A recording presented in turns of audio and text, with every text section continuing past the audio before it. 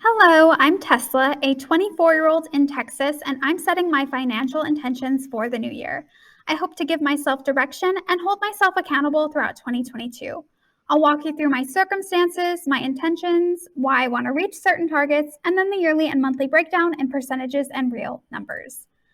As of December 21st, 2021, I've been making a little more than $69,800 in gross income. As far as my net income, which is what these slides are based on, I've estimated that I'll make around $55,223 after taxes and deductions in 2022. Currently, I have $20,391 invested, and I have $32,417 in checkings and savings, which is the total assets of $53,365. I have a mortgage and a credit card, and those lines hold all of my debt. I owe $557 on my card and $81,149 on my townhouse. So when I balance those scales, I am left with a negative net worth of $27,340. It doesn't feel good to have a negative net worth, but I remind myself that it's not uncommon and that it's mostly non-consumer debt, which means it's manageable. Before getting into these specifics and calculations, I want to get into the reasons why I feel like I need to set intentions in the first place. I prefer the word intentions because it feels more flexible and less daunting. That way, even if things shift or I don't hit certain targets, I can come back to these and feel good about what I've done so long as my actions still align with these intentions. We all have a relationship with money, and it impacts the way we view ourselves and our lives. I want to improve my relationship with my finances and, in turn, myself.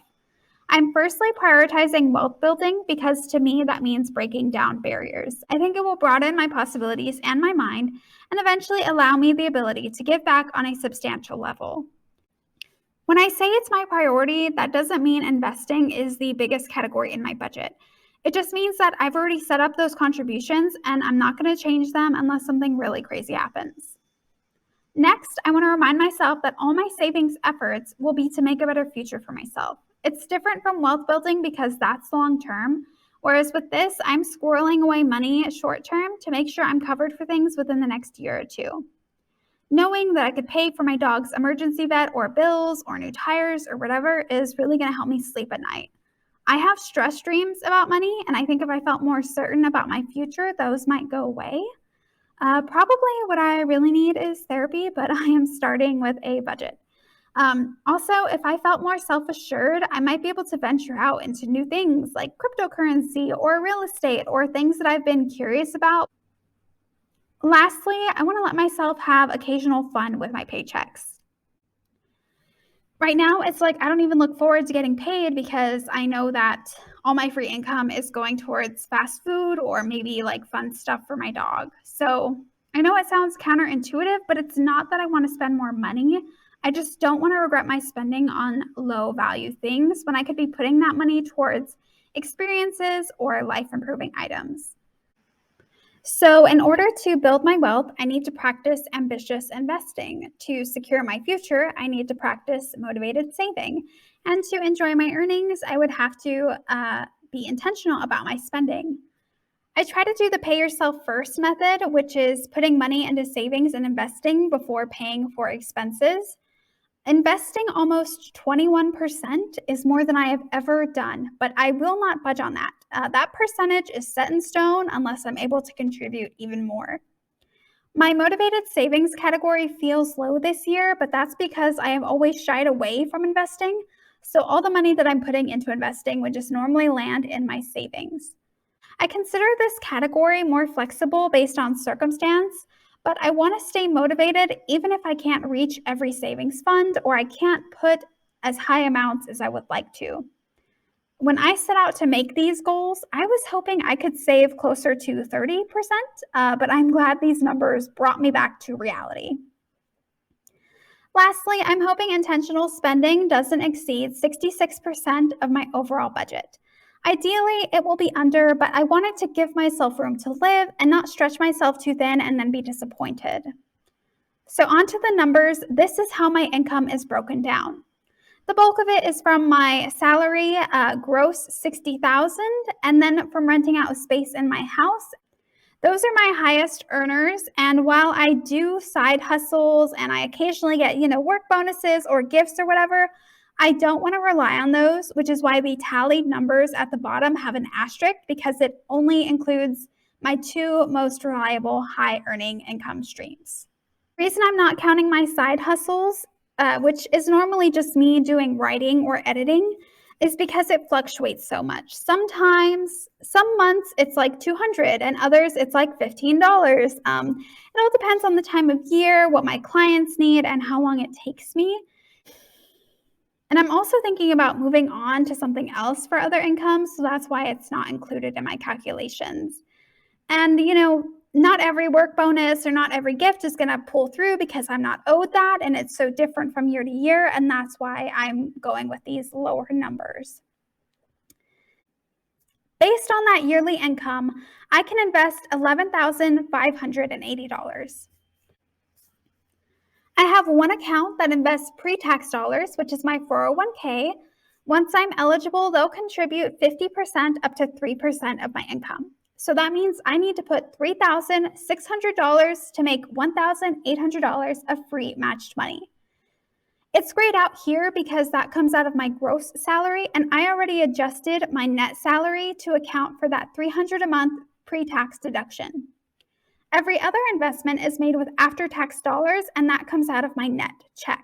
I have a Roth IRA fund, and this will be my first year maxing it out, which is really exciting. I also invest in different index funds and ETFs. If you ever want to see a breakdown of each investment, just let me know. I'm comfortable sharing that. These are long-term investments, but I'm still considering keeping track of how they're doing at the end of every month and keeping track of interest and dividends and any gains. Even though I don't keep those, they're just automatically reinvested. I also put $10 a month into my Acorns account, and then I have the roundups turned on. I've been considering putting my Acorns money into my IRA or some other investment, but it's on hold for now. I consider the Acorns money more liquid than the others, and it's also just sort of sentimental.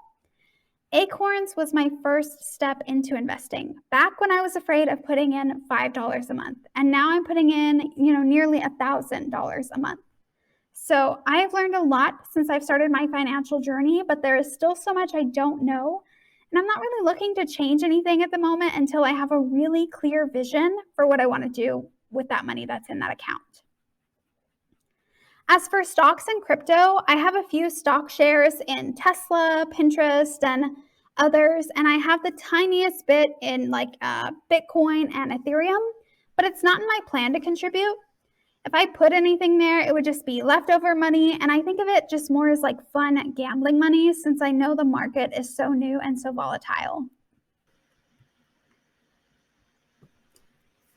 As for savings, I didn't realize how many savings goals I had and how thin I wanted to stretch myself until I saw these numbers. I've broken them down into 3 categories: high, medium, and low priority savings. These are the ones I want to try my hardest to reach every month because they're either the most urgent or the most important to me. I base these numbers on what I can accomplish this year, not necessarily what the overall goal will be way in the future because some of these are longer term. For example, I have a fair amount in my emergency fund, and I eventually want to get that to $25,000. I think once I hit that point, I can stop contributing. But I won't hit that amount this year. I am fine with building that one slowly. It's not the highest monthly input on the list, but it's less about the amount I'm putting in and more about the commitment to contributing $91 every single month. The housing fund is a little complicated. So $3,700 might sound like a lot, but that really only covers 2 months worth of expenses, and that amount fluctuates depending on the bills. I put in $436 out of every paycheck into my housing account, and I of course put my rental income of $800 there. So I put $1,736 towards that savings account every single month. But the house costs about $1,570 every month when I include mortgage, HOA fee, and bills. So out of that, $166 is roughly what gets saved every month. So there's no real end goal date as I normally replenish the same amount, but I am expecting this to increase a little by the end of the year. I only have one dog at the moment, and I would normally keep around $600 in his account and then just replenish along the way as he had vet bills. But in December, Chip had an emergency vet visit, and they wanted over $1,000 at first. So now I want to at least have 800 set aside. Again, it's a low monthly amount, but it's still on my high priority because his health is important to me. In November, I had my tires pop and I had to unexpectedly pay for 3 tires and a tow. So I just created an auto fund. I want there to be enough in there for new tires and general maintenance. Eventually, I want to kick up the total high enough for a new car, but I won't need a new car for hopefully another 4 years, if not more, so I have time on that one. The last of my high priority goals is travel. I've been saving for that one most vigorously over the past 2 years. I haven't taken a single vacation since I graduated college in 2018. So I want mine to be a big one and I want it to be out of the country. I would really like to see the Northern Lights. And I would like to keep my vacation under $7,000 and then have money left over to already be funded for the next vacation. But I don't really know what cross-country plane tickets will be like, the cost of the warm clothes I would need to buy because I'm from Texas and I cannot handle like the Swedish or Icelandic weather out there. I might also need to do a doggy daycare or just, I don't know what kind of costs might come with a 1 to 2 week trip like that. I'm just going to keep chipping away at that goal.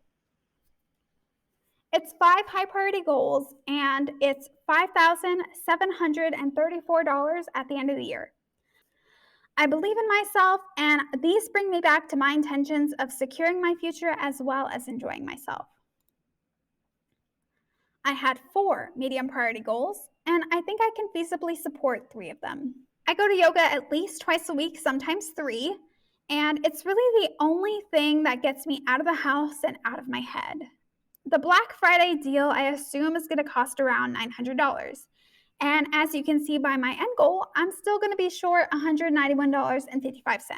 So that means any extra money that's outside of my rental or my salary is going to go straight into that goal, or I'm just going to have to be more frugal some months to contribute more.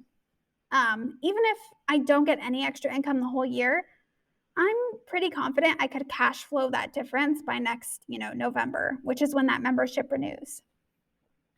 As for medical care, I'm under my mom's insurance until I'm 26, but I of course handle all the copays or medication costs.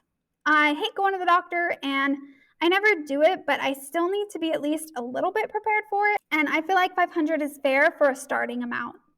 As for another down payment, I like where I live. I'm not under any pressure to move, but I know I eventually will.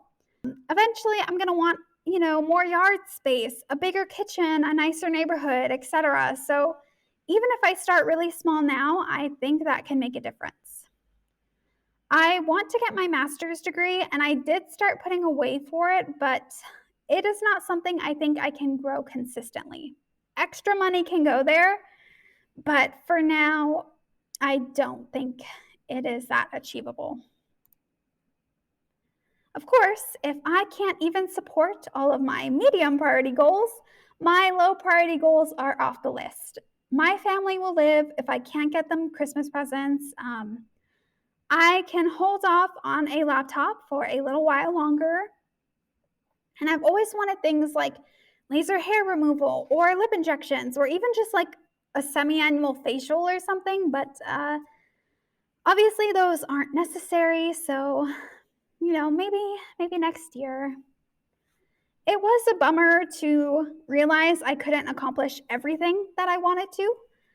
But that is life sometimes. And that doesn't mean I have to give up on these things. It just means that they are paused. And I am okay with that.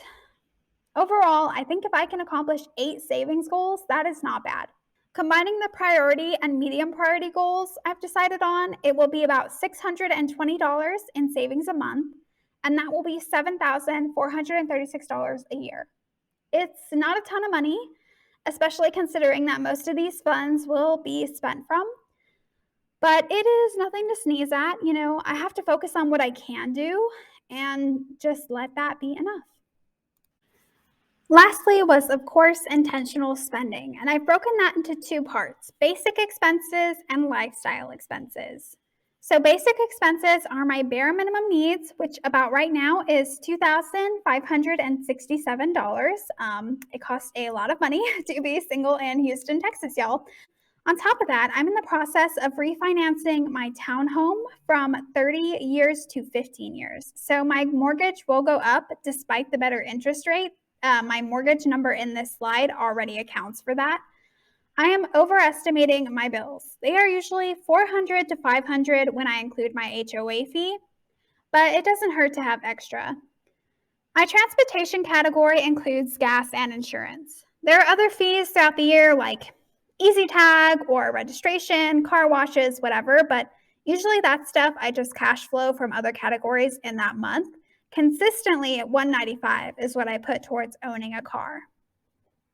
I usually spend $200 to $300 on groceries, depending on how often I use HelloFresh. I'm hoping to keep it around $200. I don't even eat breakfast, so that should be enough for 2 meals a day, but food is usually my biggest cheat category. There are basic things for the house as far as home items and home maintenance. Like paper towels, etc. And sometimes I'll do something to spruce up the garden or decorate the house, but usually anything home related is pretty low. I also have a buffer category, so that way I'm not constantly having to penny pinch and money can just move wherever it's best served throughout the month.